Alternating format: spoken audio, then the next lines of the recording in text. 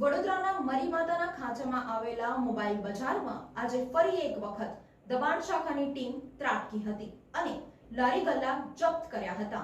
વડોદરા શહેરના mobile market તરીકે જાણીતા રાજમહેલ રોડના મરીમાતાના ખાંચામાં આજે વડોદરા મહાનગરપાલિકાની દબાણ શાખા અને ટ્રાફિક શાખા દ્વારા દબાણો દૂર કરવાની કામગીરી હાથ ધરવામાં આવી હતી। મોબાઈલ બજારમાં આડેધડ વાહનો પાર્કિંગના કારણે રહીશોને વેઠવાનો વારો આવે છે। આ અંગે વારંવારની ફરિયાદો મળ્યા બાદ પાલિકા તંત્ર અને પોલીસ તંત્ર દ્વારા કાર્યવાહી કરવામાં આવી રહી છે। શહેરના રાજમહેલ રોડ પર આવેલા મરીમાતાના ખાંચામાં અસંખ્ય મોબાઈલ શોપ આવેલી છે, જેમાં રોજિંદા હજારો ગ્રાહકો મુલાકાત લે છે। આ ગ્રાહકો માટે પૂરતું પાર્કિંગ ન હોવાના કારણે આડેધડ વાહનો પાર્ક થતા હોય છે, જેના કારણે મરીમાતાના ખાંચામાં રહેતા રહેવાસીઓ પણ પરેશાન થઈ ગયા છે।